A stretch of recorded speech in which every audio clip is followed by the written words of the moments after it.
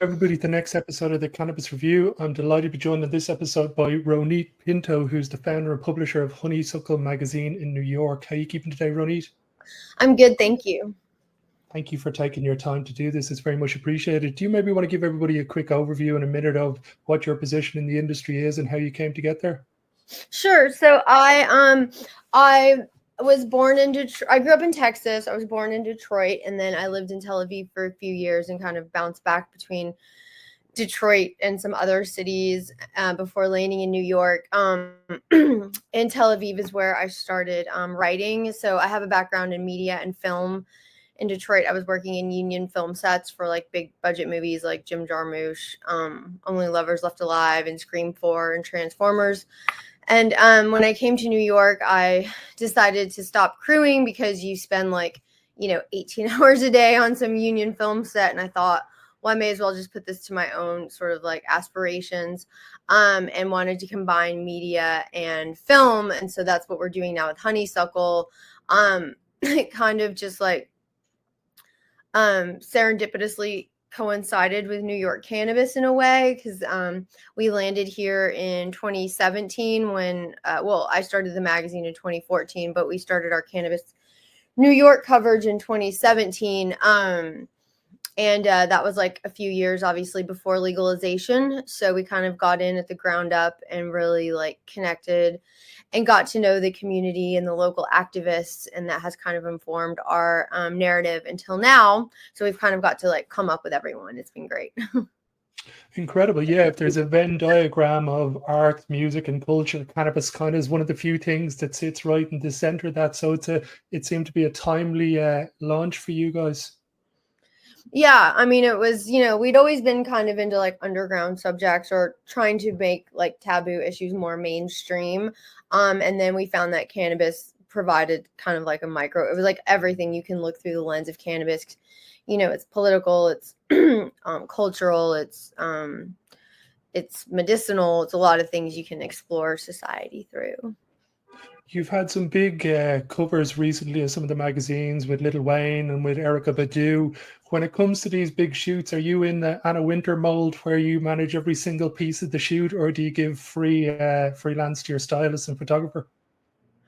It's definitely a combo. I work with my partner Sam Long, who does a lot of the photography. So we did not personally shoot Lil Wayne, but he did shoot Erykah Badu and Alan Cumming and Wiz Khalifa. I am more of a big picture person, so I'm definitely like producing it. It's usually my idea. I'm in contact with the reps who connect us with the cover artists. I honestly am a little intimidated during the shoots with celebrities. I'm a little shy, so I more like to kind of sit back, and then I trust the people that we're working with. But of course, I'm like extremely involved, but just not like super hands-on, I guess, like during the shoot. I don't know. It depends. You're probably a good person to ask. You guys seem to be, you've won a lot of awards and there's a lot of recognition from the political side of New York. When it comes to the cannabis industry in general, is it Mayor Adams, or is there a specific politician who you think deserves a bit of praise when it comes to the industry? That's a good question. I think a lot of them are new, obviously, because like cannabis is new. I think, we've been working with Deshita Dawson since pre-legalization or pre-MRTA since like 2017. She's, we've done a lot of campaigns with her. I think the Governor Hochul actually has been pretty supportive also for, cannabis progress. And we've worked with Tremaine Wright from the OCM. I think that there's a lot of people who are pushing the narrative, have brought equity to the forefront. There's obvious like continual challenges as in any industry, especially in a capitalist society, where you're going to have like the competition or interests of like bigger corporations. And I think that's like a conflict that we see here in New York. And I think people are doing their best to sort of like mitigate that or provide a kind of balance between the different sort of parts of the industry. The first main topic I wanted to talk about was New York's new wave. And like most people would know about the new wave of art in the 70s, new wave of music in the 80s. Are we about to see from New York City a new wave of cannabis in America, and some of the biggest companies that are going to exist in this industry are about to be birthed in this city? Yeah, I mean, I think that New York will definitely define a new kind of cannabis culture for sure. Like, we've seen obviously in California, it's been around and it's so accepted and just like an ingrained part of the West Coast culture. Feels less stigmatized there, a little less, I shouldn't say less political, but less charged than here in New York.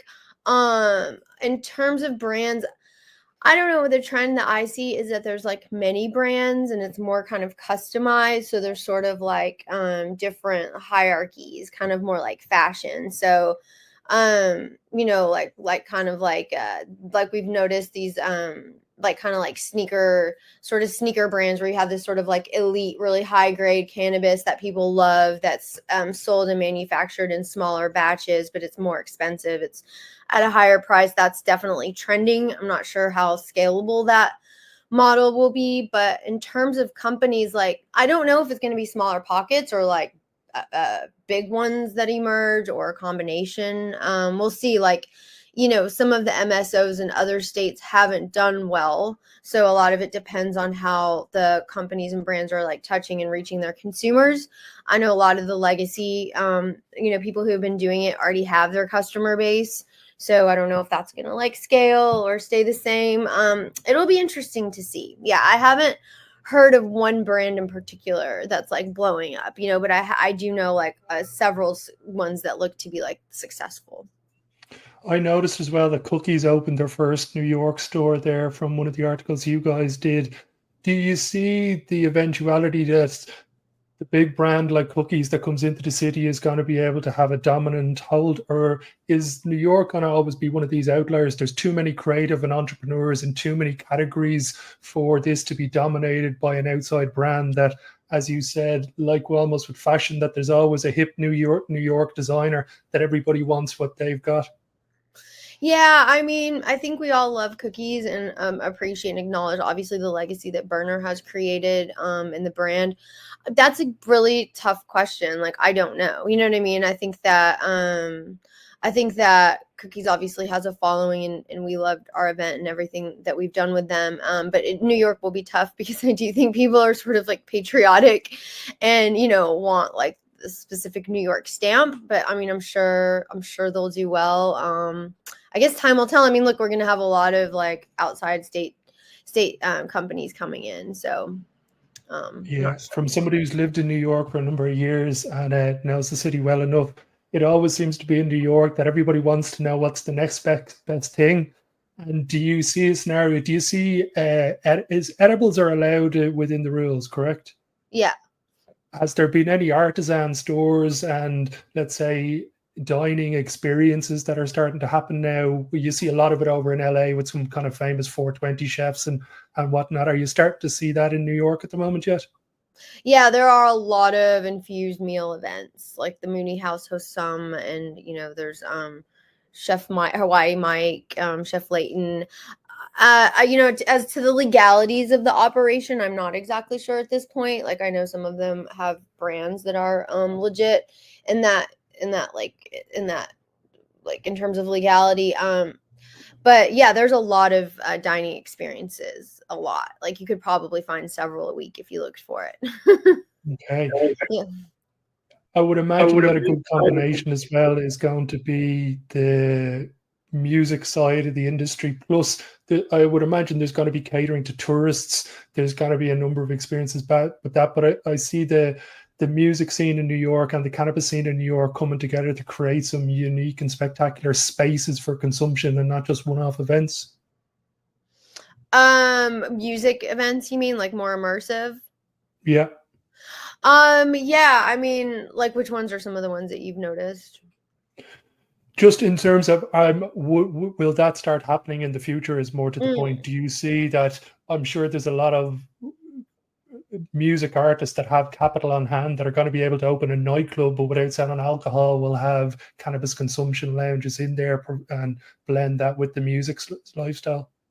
Yeah, for sure. I mean, I think that we see it now, maybe more underground. Like we did a great event at the House of X.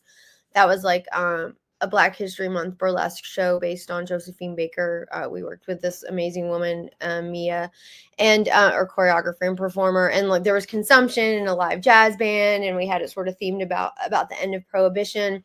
Styles P and his manager Daniel do a lot of stuff like quarterly almost with like Jadakiss, and they have it at Irving Plaza, and there's brands there and music. There's the Olympics, so a lot of these like cannabis kind of award shows and cannabis music concerts are melding together to highlight brands as well.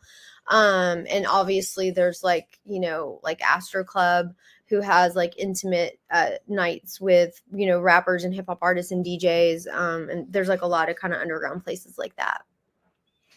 When it comes to the card licenses and the suspension that happened recently, we've had a couple of experts from New York on at different stages explaining the different timelines of what's happening. Currently, where does it stand at the moment? Are the card licenses completely suspended, or are they still able to fulfill the applications that were already put in? They're trying to codify it that will protect the card licenses. They haven't done that yet. From what they have like tiers. So like some people who had real estate and have invested, a certain amount are able to get their licenses and have opened. Others, I think they've opened the C program, SEE, and they have to reapply. So I'm not sure if card is going to exist. I know that they want it to continue, or if they're going to have to reapply, and how they're kind of like divvying up the people who have already been allotted licenses. If there was business people from Europe that were looking to come over to New York and learn about the industry, what's the one event that happens in New York every year? Like we've got MJ Biz in Vegas that happens. You've got a couple of the other ones, MedCan and that. What's the big one on the calendar every year that somebody, if they want to learn about the New York industry, should be attending? Well, I think coming here on 420 is a great time, because there's so many parties and events, and you can see more of the industry, like how it works and how consumers operate and what the culture is.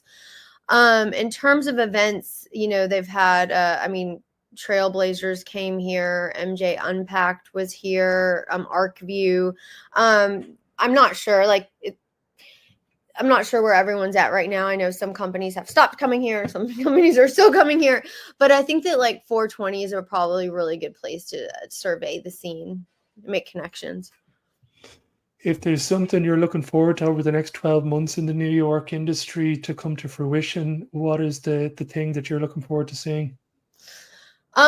That's a great question. I think the, more really kind of like cool dispensaries like Union Square Travel Agency just did a redesign that's just stunning. Gotham's doing some cool branding. So I think I'm excited about the marketing and branding surrounding that, because I love like sexy campaigns and just like overall visuals. And I'm definitely excited to see more consumption lounges. I think that there's a huge need. People don't want to drink alcohol like they used to. They want different options, maybe even other kinds of plant medicine integrated in there with cannabis, for like mocktails or infusions. So I think like exploding the sort of consumption lounge nightlife scene as an alternative to the traditional bar is going to be really cool. And then I also remembered, just to your point about music and cannabis, like Rolling Loud is a good example of a big festival that highlights cannabis and kind of has made it part of their primary vertical, or like one of their main lanes, and it's a blast and a lot of fun. So I think that's a good way to go too.